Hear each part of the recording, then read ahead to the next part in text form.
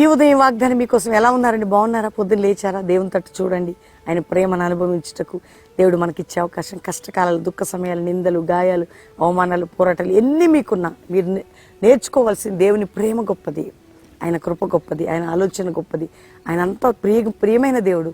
నీ జీవితాన్ని ప్రేమిస్తూ, విమోచిస్తూ, కృప చూపుతూ, కరుణిస్తూ నేను నిలబెట్టబోతున్న ప్రియమైన దేవునికి నీ హృదయాన్ని ఈరోజు ఎటువంటి పరిస్థితులు ఉన్నా చూడండి. 77 కీర్తన 15 వచనంలో యాకోబు సంతతిని, యోసేపు సంతతిని ఆయన బాహుబలం చూపి విమోచించారట.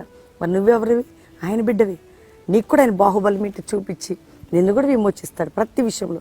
పాపమనే విమోచనే, శాపమనే విమోచనే కాదు, ఏ బంధకాలు, ఏ రోగాలు, ఏ ఇబ్బంది, ఏ ఇరుకులతో మీరు ఉన్నారో అందరిని కూడా విమోచించి నేను విడిపిస్తానని వాగ్దానం చేస్తున్న దేవునికి నీ హృదయాన్ని సమర్పించుకొని ప్రభుని స్తుతించు. ప్రార్థన చేసుకుందాం. తండ్రి, రక్షణ లేని వారికి రక్షణ, పాపక్షమాపణ, నిత్య జీవం, పరలోకం పొందుట కృప. ఎక్కడ ఏ బిడ్డలు ఏ సమస్యలున్నా విడిపించండి. వారి బంధకాలు తొలగించి, ఆయన ఆరోగ్యాలు ఇచ్చి, ఆధ్యాత్మిక మేలులు చేసి, మ్యారేజ్ డే, బర్త్డే బిడ్డలు దీవించండి. వారి కష్టకాల దుఃఖ సమయాల నుంచి విడుదలని, సమాధానాన్ని కలుగును గాకని ఆశీర్వదిస్తూ యేసునామములో అడుగుచున్నాం తండ్రి, ఆమేన్.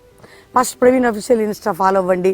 దేవుని బిడ్డలారా, మరి ప్రార్థన చేయండి. 50 దినాలు ఉపవాసాలు త్వరలో స్టార్ట్ కాబోతుంది. ఆగస్టు 28 ఉదయం 7 గంటలకు ప్రారంభ సభ బెల్లంపల్లి, అక్టోబర్ 16 ముగింపు సభ. God bless you. Praise the lord.